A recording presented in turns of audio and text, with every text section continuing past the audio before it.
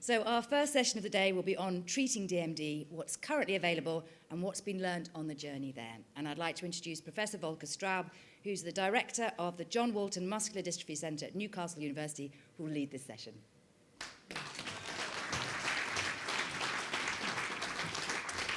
Well, thank you very much, Claire, and good morning. Thanks for attending so early.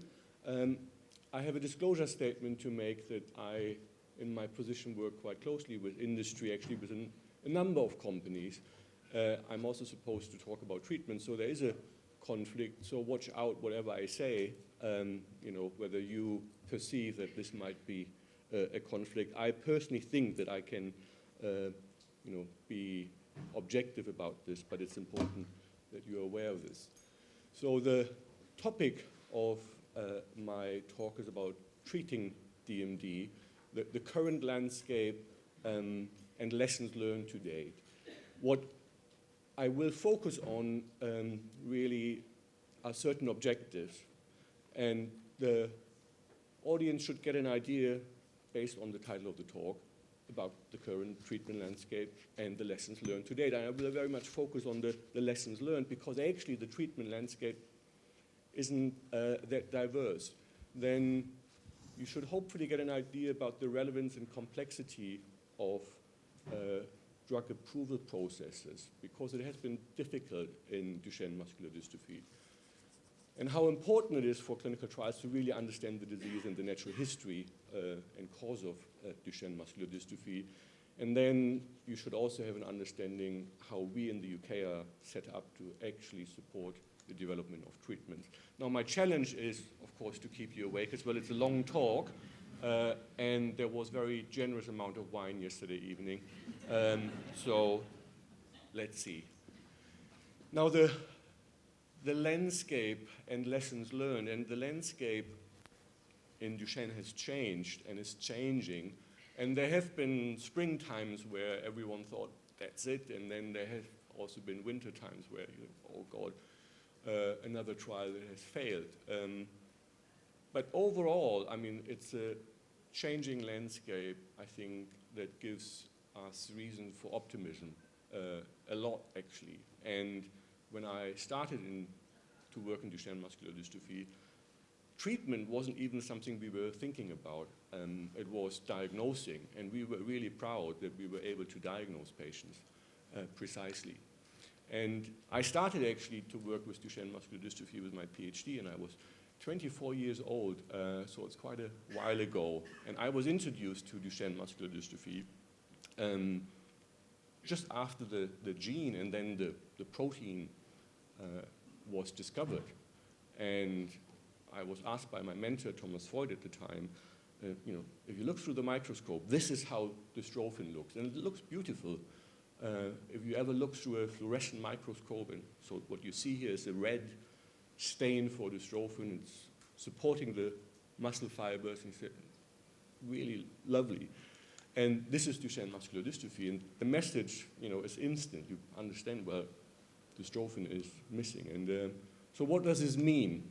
Actually, it means that a muscle that looks fairly normal at the beginning, actually also when you would biopsy a boy very early on, and then over time, this muscle is replaced by mainly fat.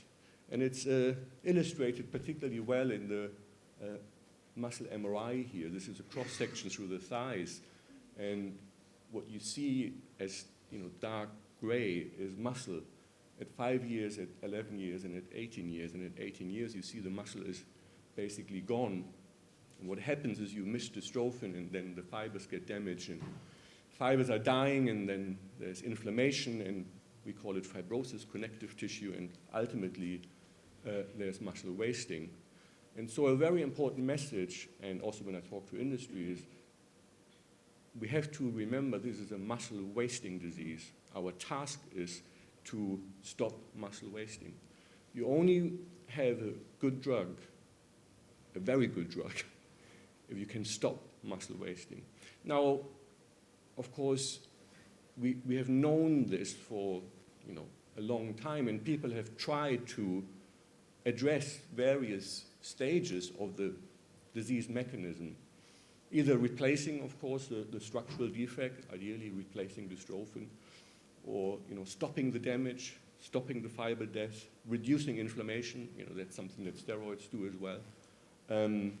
Stopping the fibrosis, the connective tissue. But even though there have been many attempts to try this, there have been many failures in terms of drug trials. But something that is really important also to understand is it doesn't mean that we haven't learned a lot, and it doesn't mean that this was a waste of time. Quite the opposite. I mean, all of these trials have helped us to better understand drug development in Duchenne muscular dystrophy, to understand the disease, to understand clinical trial design. But nevertheless, I mean, it has been a difficult journey. But from nihilism to treatments, as I said when I started at 24, that treatment wasn't really something that we were thinking about. Now, there are many neuromuscular diseases, and so these are drugs that are currently available to treat muscle wasting diseases. And so these are drugs with a specific indication for muscle diseases, also including spinal muscular atrophy. But half of the drugs on this slide are for Duchenne muscular dystrophy. So that is actually quite amazing. Now, in the UK, only one of them is currently available. And again, this is difficult sometimes to understand. So, if it works, why is it not available? If it works, why is it only available in one or a few countries in the world? Why not in others? And that's complicated. Let's, for example, look at a gene therapy drug, because again, when I started, people already thought about, this is the gene, let's replace it. And that's more than 30 years ago. Now, one of the challenges is really that the Duchenne gene is still the biggest gene that we know in the world, in the universe, and it's difficult to replace. But to have a gene therapy, is a real breakthrough. And this is now 1.5 years ago, or almost 2, in June 2022, when it was announced that Sarepta Therapeutics had FDA approval for Elevidys, so this is the name of the gene therapy, to treat 4 to 5-year-old boys. And in the press release, it was pointed out that this is approved under what's called accelerated approval. So the regulators felt, this seems to work based on the data we have, but it's not sufficient. We give approval, but also require them contingent upon verification and description of a larger trial. So it's really important to understand that regulators aren't just blocking, they are supporting drug development. And they say, if there is reason to think that this works, and if there's a high unmet need, we are willing to allow companies to actually sell the drug, maybe for a small indication where they have done the trial. And then many of you who are following this field will have heard that actually the trial that was then conducted, the phase 3 trial, missed its primary goal. Now, is this a failure? There's also a statement here that the president and CEO, Doug Ingram of Sarepta, pointed out, well, even though the primary endpoint failed, there were other outcome measures, secondary endpoints, that actually were supporting that this is a treatment that is working. So, again, difficult to understand really. Well, on the one hand it failed, on the one hand, on the other hand it might have worked. Do we have to add this to the drugs that have failed? If we would have picked a different endpoint, would it then have received approval? And so the endpoints are really important, and the endpoints are, what do we measure? Because companies have to tell regulators, for good reasons, before they do the trial, okay, this is what we expect to improve or change significantly compared to a placebo, for example. It's always difficult if you don't have placebos in trials. I'll come to this in a minute. But one of the outcomes that was picked as a secondary was actually the stride velocity. Again, it's a complicated measure. You need devices for this. But what's really encouraging is that the regulators also now agree, well, you don't have to use just a motor assessment like the North Star Ambulatory Assessment, but you can also use devices that look at motor function. If this would have been the primary endpoint, the trial would have been successful. So it's really important that we, as a community, know what we should measure in Duchenne muscular dystrophy, actually in any muscle wasting disease. It should ideally reflect the lived experience of the patient. We have heard a lot about this. With dystrophin, for example, even though I said this is the underlying problem, more dystrophin doesn't reflect the lived experience. It's not that a person can feel whether you have more dystrophin or not. Hopefully, it translates into better function as well. Now, what we measure should be robust, responsive, measurable, clearly. It should be driven by the mechanism of action. So, if we try to reduce fat or fibrosis, we look at other things than if we try to improve dystrophin. If we do a trial in steroids, we're not looking at dystrophin expression because steroids don't affect dystrophin in itself. And more, the whole landscape that we are working in is about data. I mean, you all know in your own, professional areas and in everyday life that data is a new currency in the world. So it's about data collection. And we're getting better in this as well. Now, it's also really important that we understand what we measure because there isn't a linear correlation between muscle function and muscle wasting. So what I mean if you have normal muscle function and you don't have any muscle wasting, it doesn't mean that in Duchenne muscular dystrophy, the more muscle wasting you have, the worse is your function. It takes a while before muscle wasting or the loss of muscle actually translates into loss of function. If many of you would lose 10% of your muscle, you would not necessarily actually realize, unless you're an athlete or so, then you realize.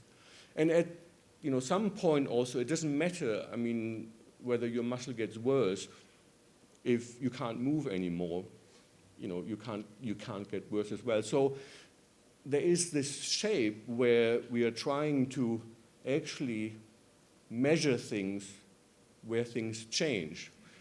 But this looks very easy. If you extrapolate Duchenne muscular dystrophy onto this is how it looks. There is actually a lot of noise, and that's the challenge that we face in clinical trials. Now, over time, Duchenne muscular dystrophy is a progressive disease, and we all know muscle wasting is the end point. So it's a question of time, and coming back to the gene therapy, if you just look at a year, what we learn, then, well, maybe that's not long enough. If you look at 2 years, again, it depends on the effect size. Maybe even 2 years isn't long enough. Now, for industry, it's a question, well, how long can we do a trial? This costs a lot of money. We need to have outcomes as well. So these are challenges that we are facing, and we are learning as well. So even though I, as a clinician, would say, well, Duchenne as a disease is actually fairly, predictable compared to many other diseases. But nevertheless, there's a lot of noise here that we need to take into account if the effect size of a drug isn't very high. So coming back to the drugs, so I've told you a bit about the gene therapy and the complexity here in terms of the approval mechanism. Now, another drug that is actually available in the UK and in Europe is called Translarna. But that drug has never been approved in the US, okay? And again, difficult to understand, well, why is it approved here and why not in the States? Now, one of the reasons for this is that the European Medicines Agency, and this was at a time when the UK was still part of the EU, actually said, well, we have to publish a statement, an explanation, I think, why we approved this drug. And it's very rare that regulators actually do this, have a scientific publication.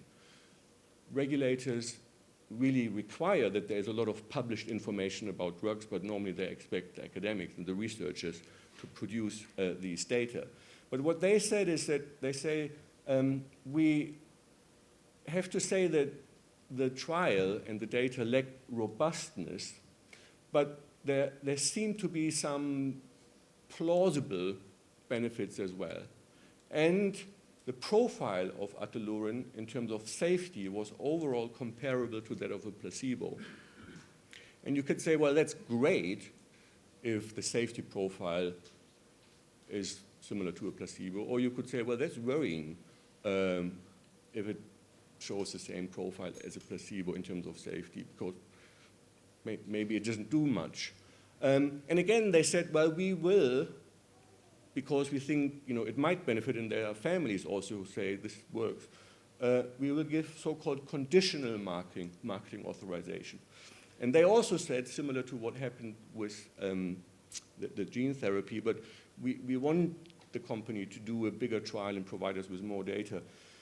Now, this is 10 years ago, and over the past 10 years, a lot of data have been collected, and they have reviewed this again, and now the European Medicines Agency says, well, actually, we don't think that there is enough evidence that it works. So the question is, again, because if you would talk to the company, they would probably say, well, we think we have data that support that it's working. So it boils down, again, to collecting data and making sure that there's evidence. Now, because the UK, as you know, has left the EU, the EMA is, of course, not the regulatory authority responsible here, it's the MHRA. So currently it's still available, and there are discussions about what will happen with Translana. I should also point out for the families for whom this is new, this drug only allows patients with a specific genetic change to actually get it, with point mutations. So then there are more drugs. Actually, these are all so-called exon skipping drugs here. And they are approved in the United States, but they're not approved in the UK. Okay. And again, you think, well, it's not easy to really understand this lack of regulatory consensus. And the reason why they are approved probably in the US, because the Food and Drug Administration there said, well, we accept that they produce more dystrophin, and more dystrophin, even though if it's only a bit more, is better than nothing, and therefore it's okay. Whereas the regulators in Europe say, well, dystrophin itself isn't something that we think should be assessed. It's whether there's functional benefit, and we haven't received the evidence or enough data to say, okay, there's real functional difference if you use those drugs. And it was interesting to see that there's a publication, this is just from a few weeks ago, where a group of colleagues looked at actually patients who were receiving these drugs in routine care. And they published and said, well, actually, these drugs are approved, and in clinical trials, they have shown that they are working, but many patients in real-world everyday life don't really think it's worth taking them, and some of them have stopped. And again, the company would say, well, but the data that they present, that's not really robust data. I mean, that's something that doesn't prove that the drug isn't working. And so again, you see the challenge that when we have these discussions, when regulators approve drugs, when clinicians say, well, this works or this doesn't work, it's difficult. And of course, for patients and families, the most important question is it working? And we do struggle a bit sometimes with knowing the answer to this easy question.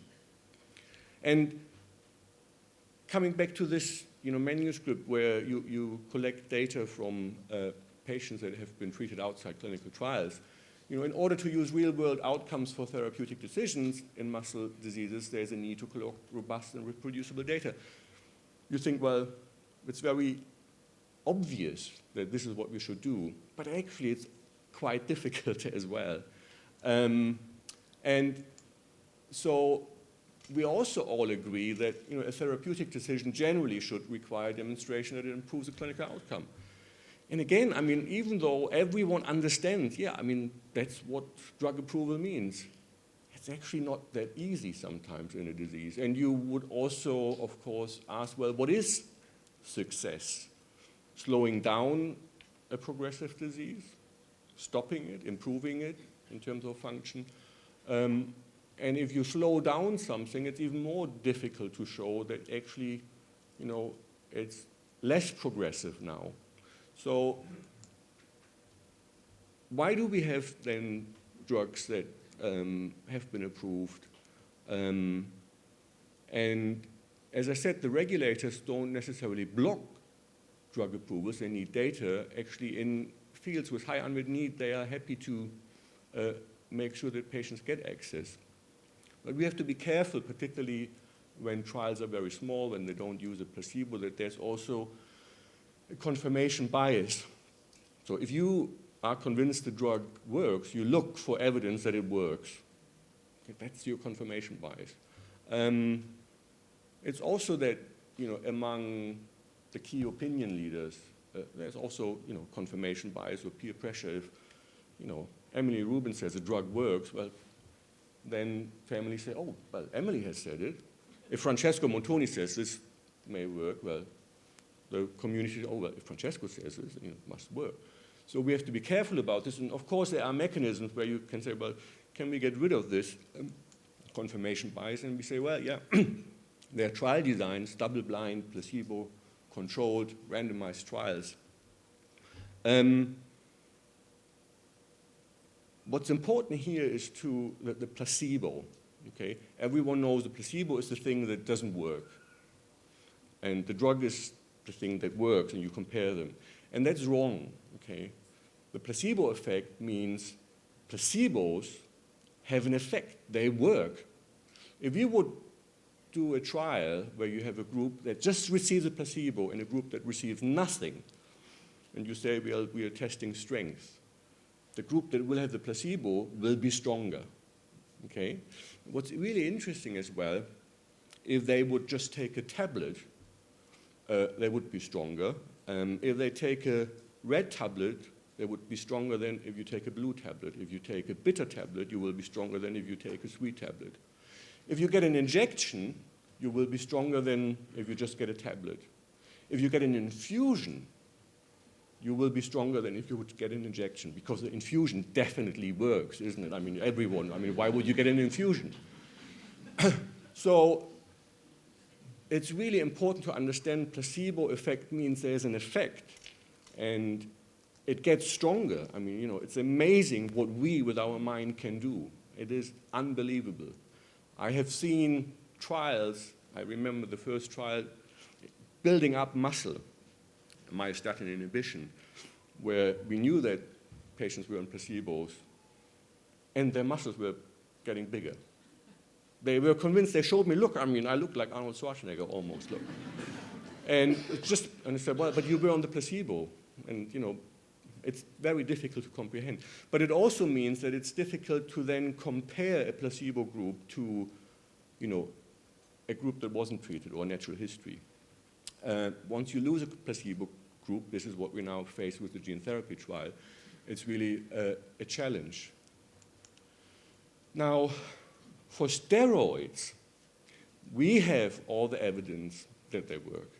Okay, that's the one drug currently available for all patients with Duchenne muscular dystrophy where we have evidence that it works. We've done all the trials. Took a long time, I can say, but we have collected a lot of data. And also in terms of real-world data, there's a lot of support now that we know steroids make a difference. Ideally, if you would ask me, I want to see a future for Duchenne muscular dystrophy without steroids. On the one hand, we promote them because they are the best thing that we have. On the other hand, I think, hopefully there will be a time where patients with Duchenne muscular dystrophy don't need to use steroids because they're better drugs. But we are not there yet. And, Emily and I, we were attending a few months ago in London a conference for the UK. How can we incentivize industry to invest? Because there was a report from Lord O'Shaughnessy that said, well, there's a decline of industry-sponsored studies, and what do we need to do? And we were, at the end of the day, saying, well, actually, for Duchenne muscular dystrophy, we have done everything. The incentives for industry to invest in a disease is that you have to have a strong patient voice. Well, if I saw the day yesterday, if I listened to Emily and Alex, but to everyone here in the room, Duchenne muscular dystrophy has a very strong patient voice, and that's fantastic. And it's the biggest prerequisite almost for industry to come to a field. You have to have strong natural history data. We have collected natural history data for so many years, and we are still continuing this. Because now we realize, actually, we know almost everything about patients with Duchenne muscular dystrophy between the age of 4 and 15, but not everything between 15 and 35. So this will continue, but we know a lot. We have validated outcome measures. I've shown you that regulatory authorities have approved specific endpoints as well. Biomarkers, well, dystrophin is a strong biomarker. We have, for certain drugs, we have very good biomarkers. We can still do more work. Patient ascertainment, so how do you recruit patients into clinical trials? We have amazing infrastructures, I'll talk about it in a minute as well, in the UK, how we recruit patients. Standards of care, well, you have had an amazing day yesterday for those who were here, and actually on Thursday as well, to hear what has happened specifically in the UK about care. It's fantastic. Health economic data, Emily mentioned Project Hercules, so also this is addressed. And trial and treatment experience. Well, you have seen, even though many trials failed, we have this expertise in the UK, and we have some of the best centers in the world that do clinical research in Duchenne muscular dystrophy. And when I looked just in preparation at, okay, how many trials are actually currently happening or coming up in Duchenne muscular dystrophy, and you can go onto clinicaltrials.gov, that is a US website, and put in Duchenne muscular dystrophy, and then you look, okay, which trials are starting to be active or are recruiting, and there were 104 studies.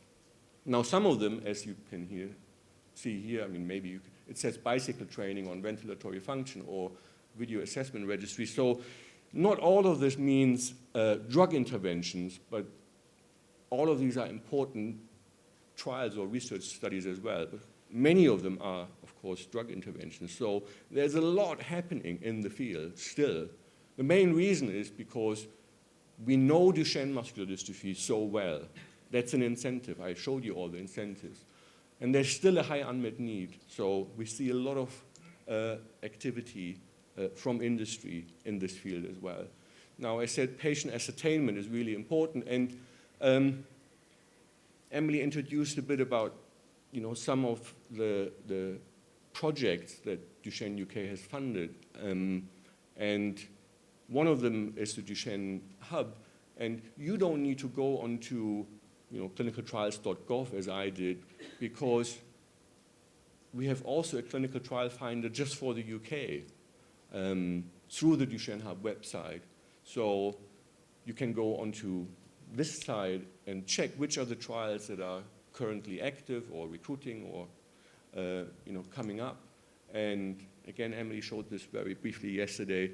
So these trials are then listed. They will tell you which centers, they will tell you which age range, and it's extremely a very helpful resource.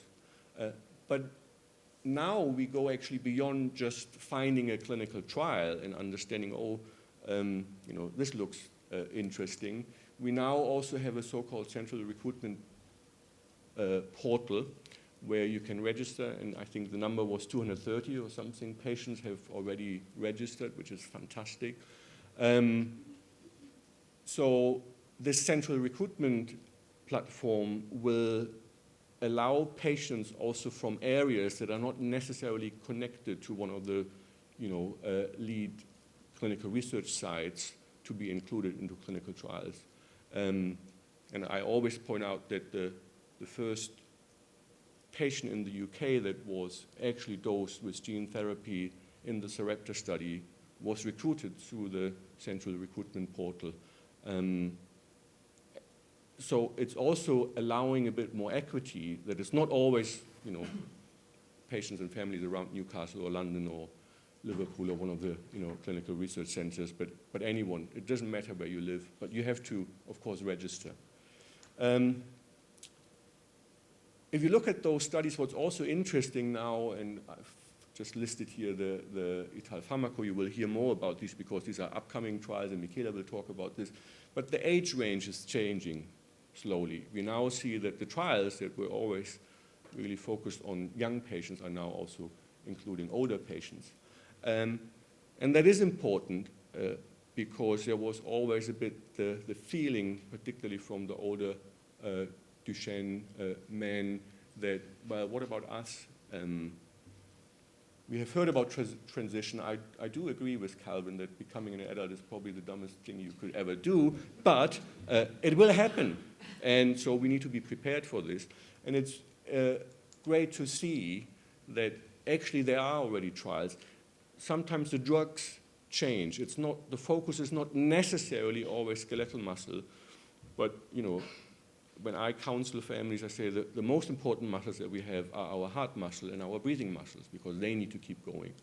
And in older patients, the emphasis is often more on the heart and on respiratory function as well. And again, this is all small print. These are studies now in adults in Duchenne as well. And you can see safety is still very important. We need to learn more about safety in these older populations as well. There are now also a few phase 3 trials that look even at motor function, which is amazing. Many of them are cardiac function as well. Some of them are very small studies. But it's encouraging to see that Duchenne has really become the entire spectrum and not just the young boys. What's also becoming different with some of these treatments, and I've told you about the challenge, collecting enough data over time. If you just do a drug trial for a year or 2 years, you may not get the answer. And I think, we are learning, well, maybe you should do trials for 3 years, and in some areas this is now happening as well. But here, this is the gene therapy study. This is sponsored by Pfizer. And you see that the start of the study is 2023, and primary completion is 2039. Okay, so this is another 15 years. So, industry is starting to also look at long-term efficacy and safety. I leave that one 2039 for Michela to do, not for me anymore. So we are also learning here, of course, yes, we need to monitor patients and we need to have systems in place how we monitor them for a long time. I also want to point out that when we talk about Duchenne muscular dystrophy, and we have heard this about the care, that of course this is a multi-system disease, even though we focus so much on motor function. And when I started, it was really just skeletal muscle. And then the focus switched a bit more on breathing, and then the heart became involved. And now we have heard also yesterday from the psychosocial aspect and from Rory Con's talk about the brain involvement. So it's a multi-system disease. This is actually a human embryo from a tissue bank in the UK that we stained with dystrophin, and we can see that dystrophin is almost everywhere, particularly actually in the brain. And there is a project that's led by Francesco Montoni here in London, funded by the European Union. It's called Brain Involvement in Dystrophinopathies, where we try to better understand how the effect of not showing dystrophin in your brain affects behavior, how we assess this in terms of outcome measures again. So there's a lot happening, and it was really great to see that only very recently Ross Quinn-Liven and the colleagues who work on the psychological assessment have also published now a workshop report about interventions, because there are drugs, and we heard this yesterday as well, that you can of course use for treatment, and this talk is about treatment. They haven't specifically been developed for Duchenne muscular dystrophy, but we should make sure that drugs that are already established are also used in patients with Duchenne muscular dystrophy if they can be effective. And sometimes these drugs can be life-changing if a boy has severe behavioral challenges. This affects the whole family, the siblings, the little boy, most of all. And maybe you need a treatment here. You can have an enormous effect. So coming back a bit to the objectives that I had at the beginning, I said I wanted to give you an overview about the current treatment landscape and the lessons learned. So I also wanted to give you an idea about the complexity of drug approval processes.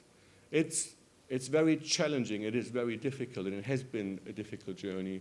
It is very exciting that we now have drugs that have been approved in some countries at least, that we can build on this, that we have a very good understanding about the natural history. We still need to understand a bit more about the older patients, and that the UK is a fantastic place to be in, actually, if you're a family with Duchenne muscular dystrophy, because of the strong patient community and because of the expertise that we have, because of the trials that we can carry out. And I think that we are ready, really, compared to many other fields, to also accommodate more clinical trials here. So I'm just looking around, so that's okay. So is there a to-do list? Well, in the to-do list, I think the things is develop safe and more effective drugs. That's what we have to do, and starting now. So thank you very much for your attention. I would also like to thank the amazing team of Duchenne UK, who is supporting our center, the John Walton Muscular Dystrophy Research Center, not just as a funder, but also as a partner in many research projects. I want to also thank my amazing team in Newcastle, particularly Michela Guglieri, who is leading the clinical research strand, Emma Heslop, who is leading our networking strand and coordinates the Duchenne Hub.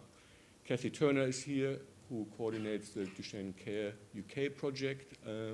And then Phil Kamish is also here from our team, who has actually set up the central recruitment portal. So thanks to all of them, and thank you for your attention.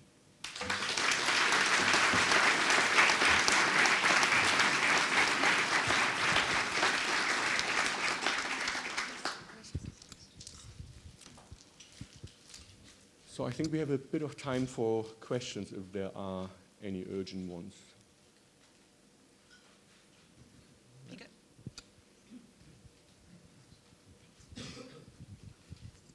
Thank you so much for the presentation.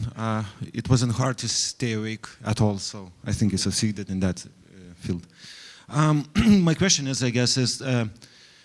I was heavily affected by the EMA's decision to stop Translarna in Europe because I'm from Europe, and I actually envy the community that you have here in the UK and even the way you conduct clinical trials. But I was always thinking, like, who's to say what effectiveness markers are enough for the drug to say that it's good enough to have on the market? Because, for example, with Translarna and the EMA decision, they basically said that, yeah, it helps you to, save 10 meters of walking possibilities within 6 months of using the drug, but they say that that's not enough. Now, I'm a parent of a child who has nonsense DMD, and for me, 10 meters is a lot, and losing 10 meters through 6 months is not the same, like, for a person who can walk 3 kilometers, and for a person who can walk 100 meters at all. So what's your take on that? And shouldn't we have like a new way of looking into effectiveness? And shouldn't we get patients involved in the process to say if what is effective enough and good enough? Thank you. Yeah, thank you very much. I mean, these are very important questions. And I could almost go through my entire presentation again. So, of course, we should get patients involved. Because it needs to be meaningful what we measure, and ultimately it's also patients that have to tell us what's meaningful. But then in order to demonstrate efficacy, I did point out we have to be very careful when it comes to confirmation bias. I believe that this works, and you constantly as a parent see evidence for this because that's what you want to see. We have to compare it with a placebo. I mean, is there a clear difference with the drug and the placebo? The trials haven't shown this for Translarna.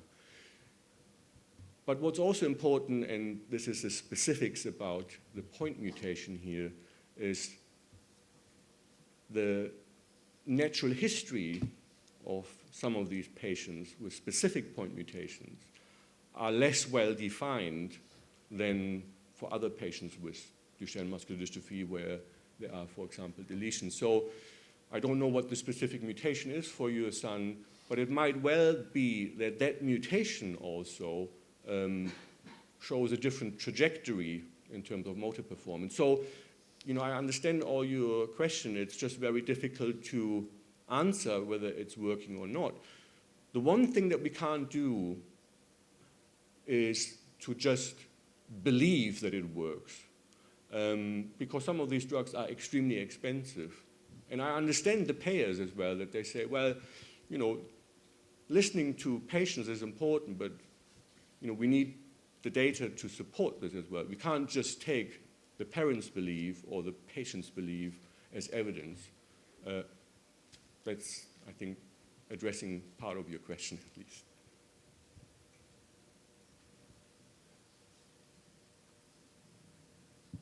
Okay, thank you very much.